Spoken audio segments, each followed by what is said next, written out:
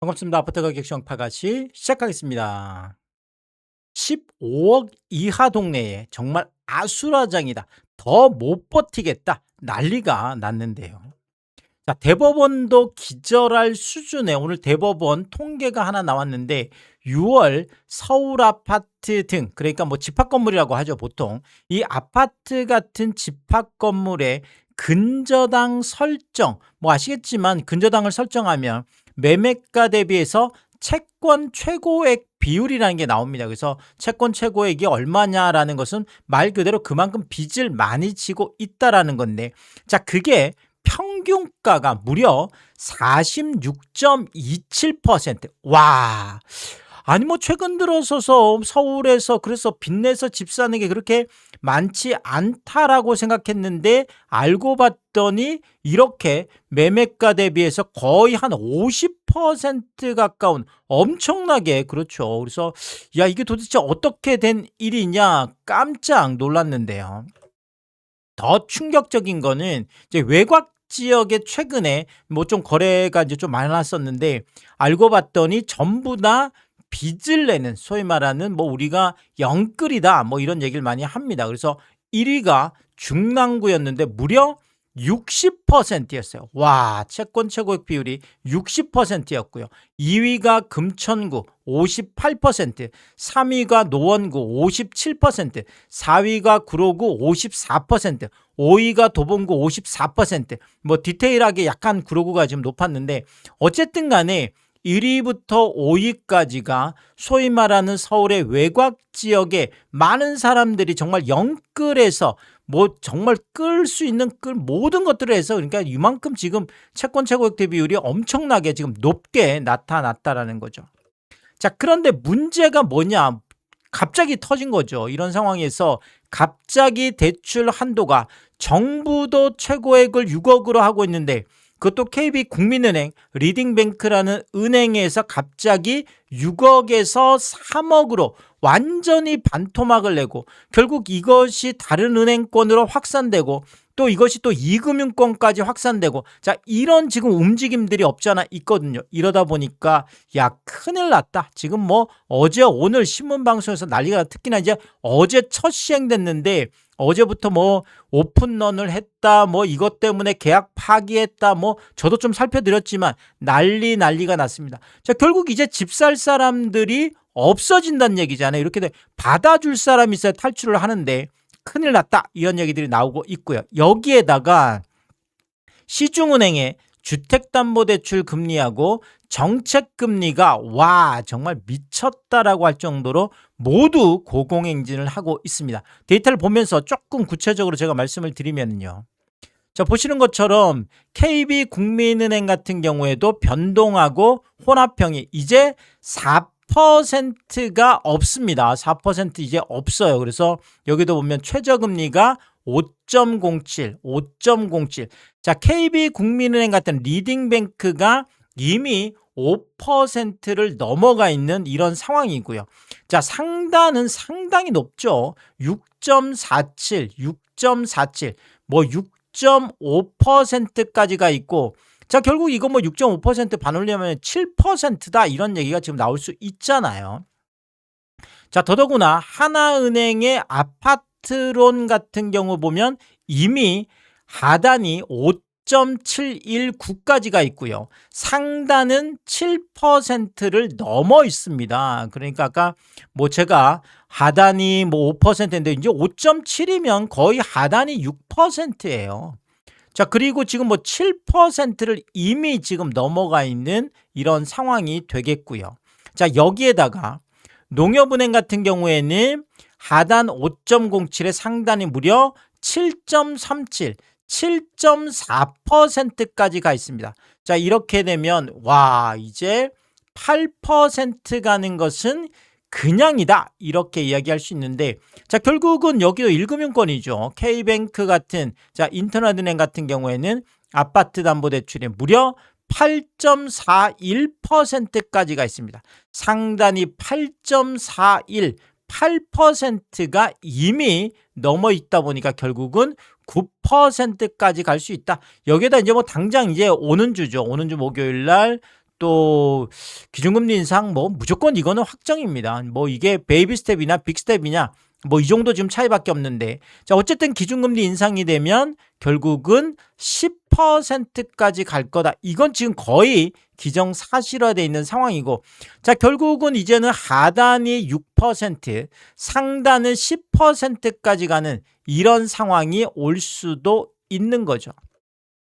자 그리고 정책금리 같은 경우도 마찬가지인데요. 한국주택금융공사가 올해 들어서 무려 5번째 금리 인상을 했습니다. 미쳤죠. 사실 뭐 저도 이런 일은 처음 봅니다. 정말 사상 초유 사태라고 할 수 있는데, 자 1월에 0.25, 2월에 0.15, 4월에 0.3, 5월에 0.25, 7월에 0.3%나 올렸고, 자 결국 7월 7일부터죠. 7월 7일부터 이미 기준 뭐 이렇게 뭐 보금자리론 정책금리의 금리를 이미 올렸습니다. 그래서 30년 기준했을 때 지금 아낌 2 기준한 보금자리론 정책금리가 5.1%고요. 자, 뭐 유방식이나 뭐 T방식 같은 이런 같은 경우에는 0.1을 또 가산하기 때문에 뭐 사실상 5.2%까지가 있다.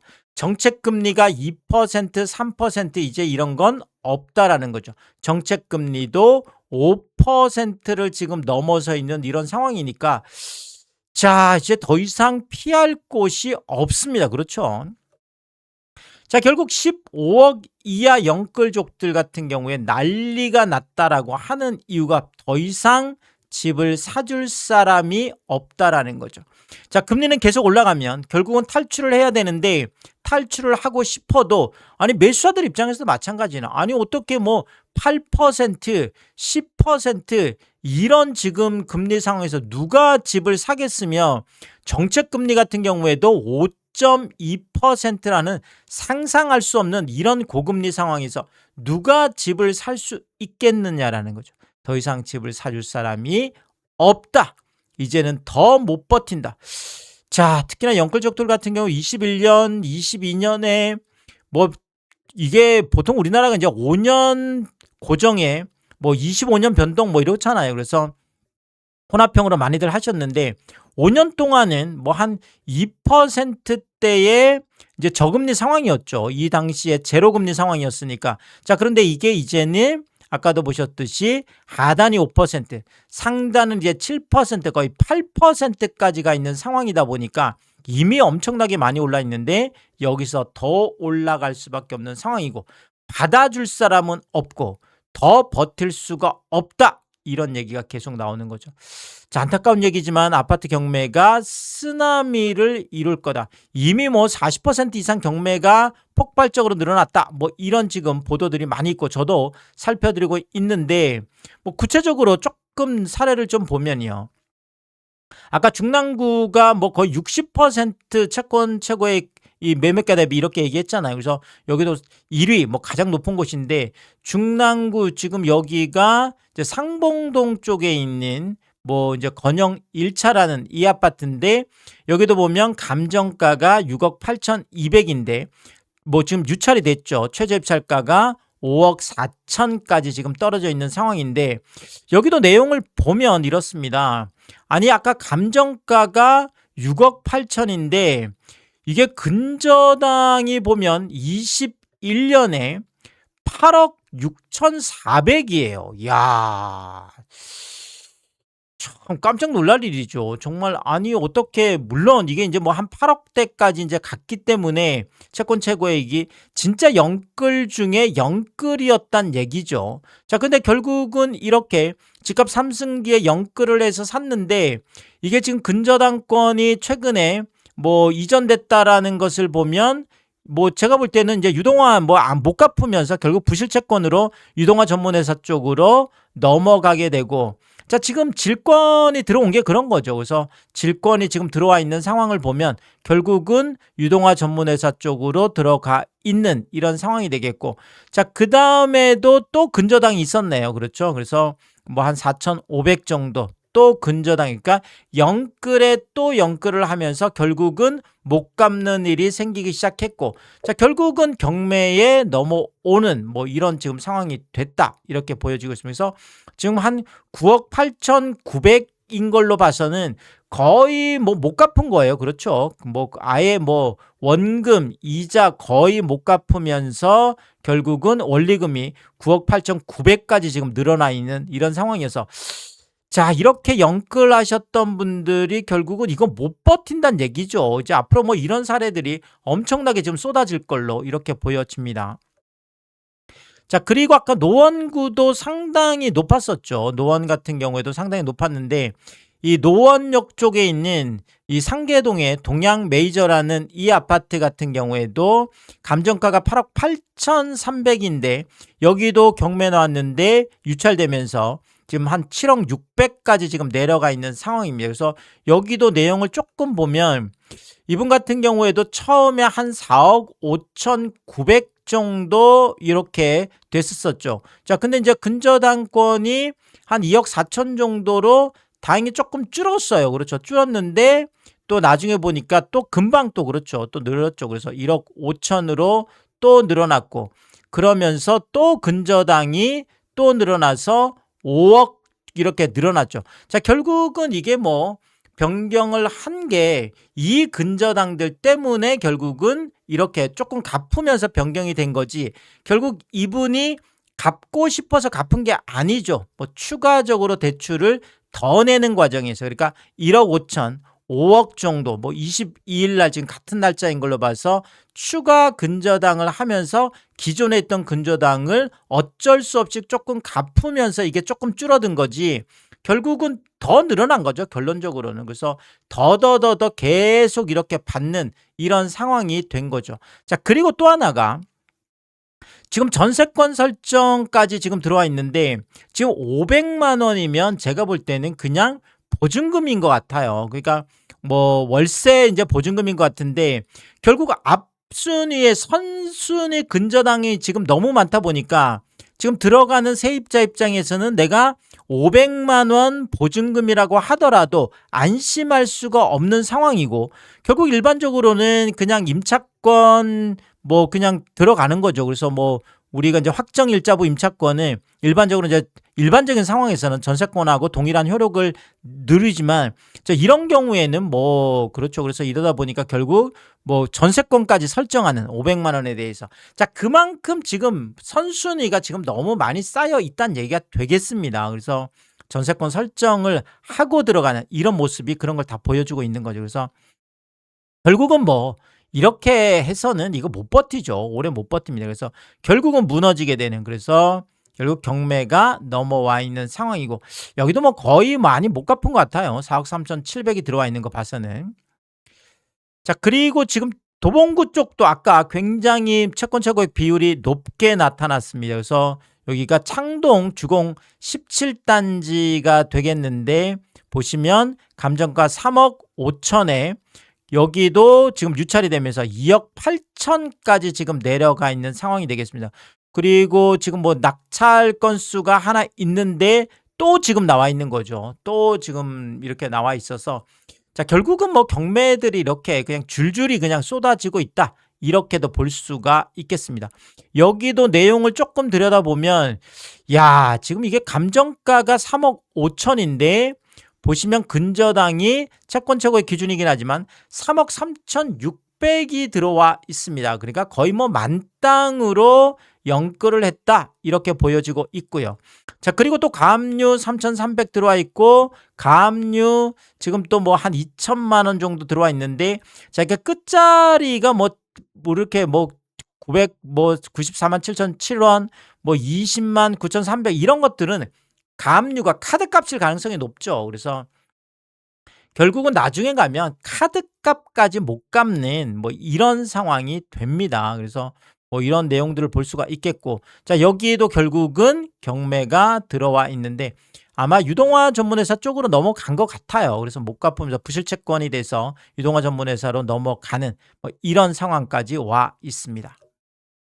자, 그리고 지금 창동주공 17단지 같은 경우에는 가격도 보면 15평 기준 했을 때 21년 5년 전 뭐 최고가가 5억 9,900, 6억까지 갔던 아파트예요. 그런데 6월 18일 날도 3억 2천으로 마이너스 46%, 거의 뭐 5년 전 집값에서 반토막이 나 있는 또 대표적인 아파트가 되겠습니다. 근데 이게 1층 저층이어서 그런 거냐? 꼭 그렇지도 않은 게 7월 1일 날 같은 15평형의 7층 같은 경우에도 똑같이 3억 2천의 거래가 나와 있습니다. 그래서 5억 9,900이 3억 2천으로 6억 턱밑까지 갔던 게 거의 6억이죠. 6억까지 갔던 게 3억 2천으로 마이너스 46%.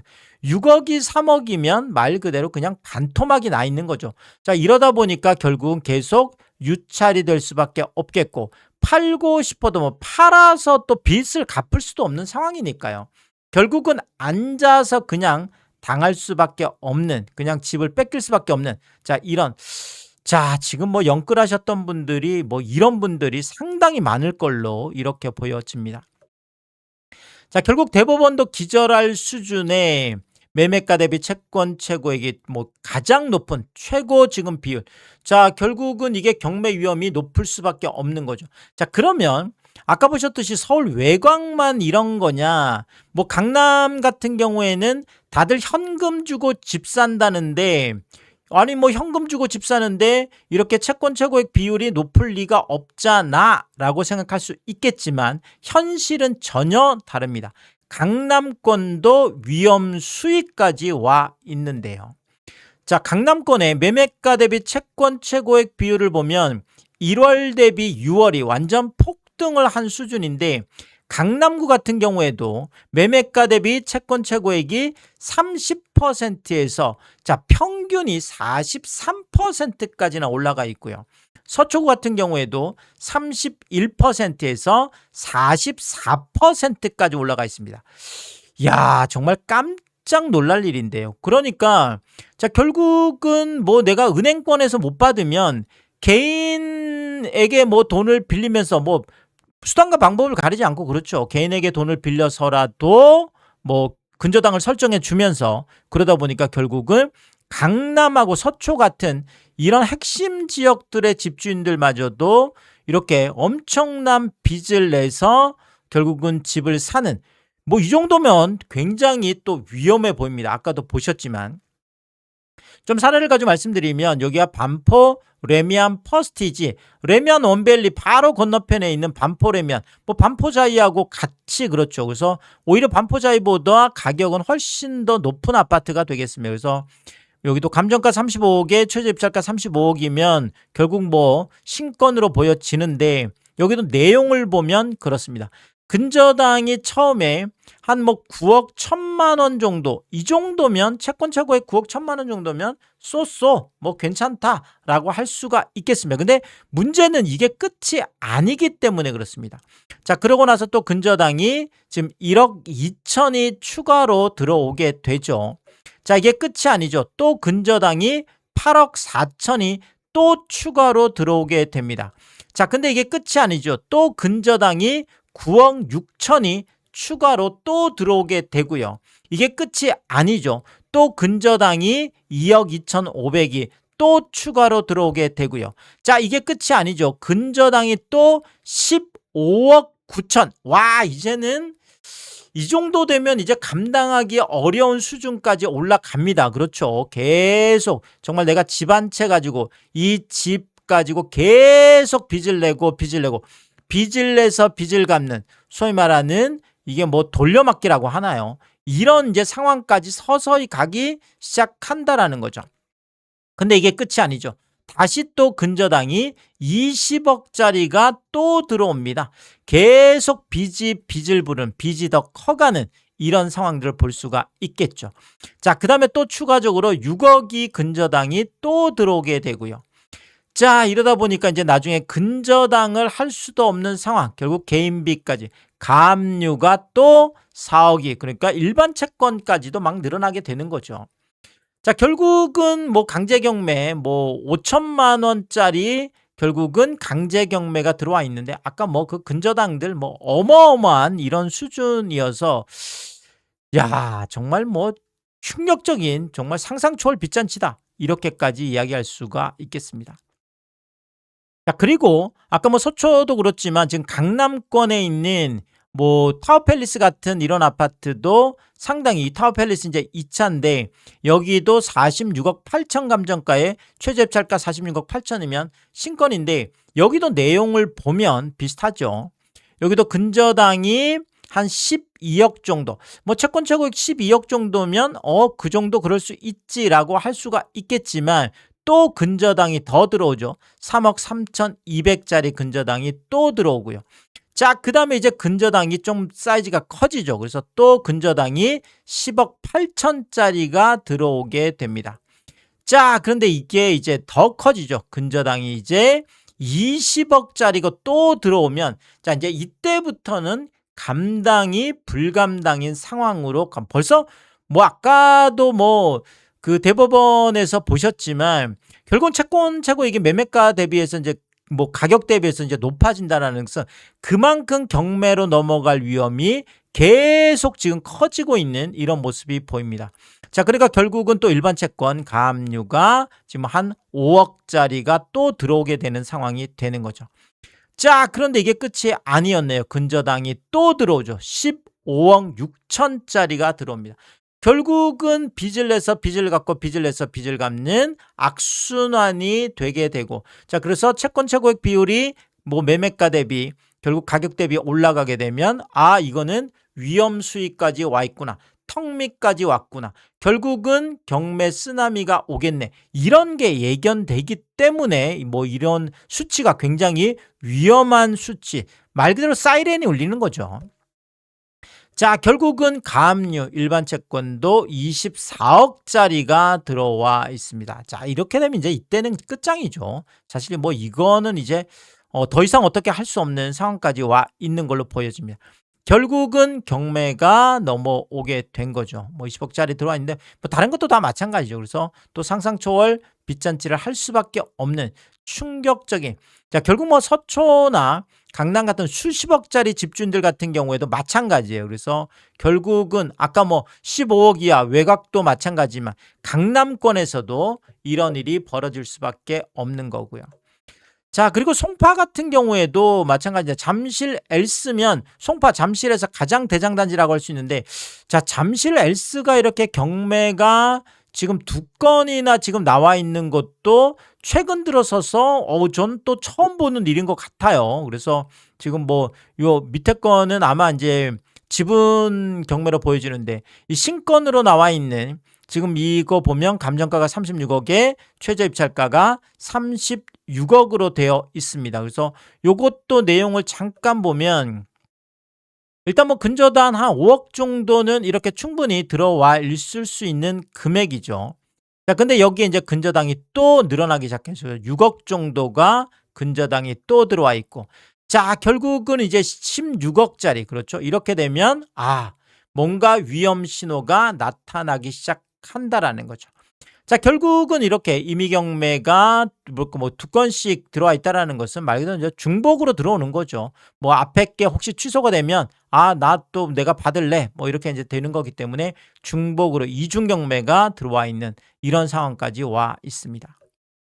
자, 그리고 송파에 있는 헬리시티 같은 경우에도 이렇게 경매가 2건이나 나와 있었던 적이 있나 싶어요. 그래서 지금 하나는 지금 유찰이 돼 있고 지금 하나는 신건인데 또 연기가 되어 있는데 자, 결국은 헬리시티 같은 경우에도 이렇게 신건으로 나와 있는 뭐 이거 말고 지금 요게 유찰된 거죠. 지금 유찰된 걸 내용을 보면 감정가가 25억 5천인데 뭐 20% 지금 내려가 있는 거여서 한 번 유찰이 된 거죠. 그래서 20억 4천까지 최저 입찰가가 지금 내려가 있는데 요것도 내용을 보면 임차권 설정 등기가 되어 있습니다.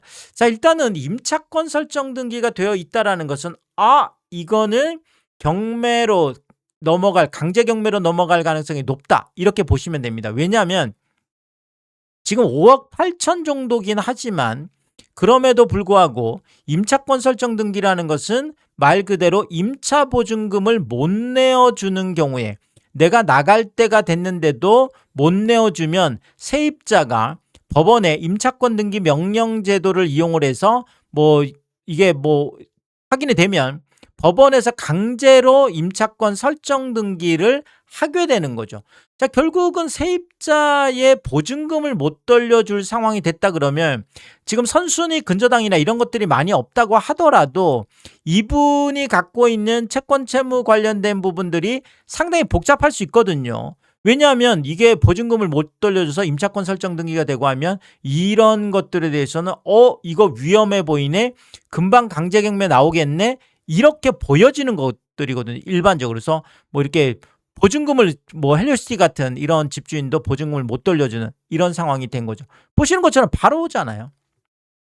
결국은 강제경매가 들어와 있습니다. 그래서 지금 6억 3,900, 지금 아까 뭐 5억 8천인데 6억 3,900이면 뭐 이제 이런저런 것들이 다 들어와 있는 거죠. 그래서 뭐 지금까지의 뭐 법정 이자라든지 뭐 이런 것들을 해서 지금 이제 들어와 있는 건데, 어쨌든 간에 임차권 설정 등기가 되어 있다라는 것 자체는 굉장히 위험해 보인다. 그래서 꼭 근저당뿐만 아니라 세입자 보증금도 못 돌려주는, 전세금도 못 돌려주는, 자, 이런 집주인들도 엄청나게 많이 발생을 하고 있는, 그만큼 지금 뭐 외곽 지역이든 뭐 지금 강남 3구든 집주인들이 뭔가 그렇죠, 이런 어떤 채권 채무 관계가 굉장히 좀 빡빡해져가는 뭐 이런 상황으로 일단 보여지고 있습니다. 15억 이하 영끌족들, 자, 더 이상 집 사줄 사람이 없다. 아까도 말씀드렸듯이 이제 뭐 KB 국민은행부터 시작해서 지금 6억에서 3억으로 자체적으로 한도가 줄어들게 되고, 여기에다가 지금 뭐 거의 뭐 계속 살펴드리고 있지만 금융권에서 뭐 대출 규제 엄청나게 지금 심하게 들어가고 있죠. 뭐 세제 개편 문제도 있죠. 또 기준금리 인상 때문에 지금 뭐 계속 금리는 지금 올라가고 있는 이런 상황들인데, 자, 뭐 그런데 10억 이하만 그렇겠어요. 아까도 보셨지만 강남, 서초, 송파 뭐 집주인도 마찬가지예요. 여기 강남권 집주인들도 마찬가지로, 자, 이렇게 되면 더 이상 버티기가 어렵게 된다라는 거죠. 자, 안타까운 이야기지만 아파트 경매 쓰나미가 있을 수밖에 없다, 이렇게 말씀을 드리면서, 또 뭐 이 경매 관련된 부분이나 아니면 아까도 말씀드렸듯이 채권 최고액 뭐 이런 부분들도 굉장히 또 중요한 또 흐름이기 때문에 제가 또 새로운 이야기 있을 때마다 빠르게 업로드를 하도록 하겠습니다. 오늘도 유튜브 쇼핑까지 시청해 주신 여러분들, 저의 찐 시청자분들이다, 찐 구독자분들이다, 항상 크게 감사의 말씀을 드리겠습니다. 여러분들 쿠팡에서 구매를 하실 일 있을 때 아래쪽 하단에 띄워드리고 있는 삼양라면 링크를 통해서 구매를 해주시면 제가 영상을 만드는데 큰 도움이 되고 있다, 이렇게 말씀드리겠고, 정말 짧지 않은 영상입니다. 늘 끝까지 시청해 주시고 유튜브 쇼핑까지 오신 게 그런 거죠. 저는 삼양라면이 좋아서, 삼양라면이 맛있어서 삼양라면만 올려드리고 있습니다. 삼양라면만 구매를 해주셔도 너무나도 감사한데, 많은 분들이 이 삼양라면 링크를 통해서 참 뭐 귀찮고 번거로운 일임에도 불구하고 뭐 작은 것 하나 구매하실 때도, 가끔 고가 제품 구매하실 때도 꼭 이 삼양라면 링크를 통해서 구매를 해주셔서 저에게 도움이 되라고 또 이렇게 마음 써주시는 거 볼 때마다 제가 뭐 매일매일 확인을 하면서 깜짝깜짝 놀랍니다. 와, 이런 것까지 구매를 해주신다고, 참 뭐 이렇게 마음 써주시는 거 볼 때마다 늘 항상 다시 한번 감사의 말씀을 드리겠습니다. 파가시 멤버십 킹스프도 개설해 두고 있습니다. 구독 옆에 가입 버튼 누르시면 월 9,990원은 책정돼 있고요. 킹스피 분들에게는 왕관 모양으로 표시해 드리고 있습니다. 오늘도 킹스피 여러분을 소개해 드리겠습니다. 김화정님, 윤복자님, 피피칠 사모님, 유용준님, 미셸님, 전영돈님, 항상 감사의 말씀을 드리겠고, 많은 분들이 또 킹스피를 통해서 응원해 주시면 고맙겠습니다. 오늘의 이야기가 도움이 되었다면 구독과 좋아요 부탁드리겠습니다. 고맙습니다.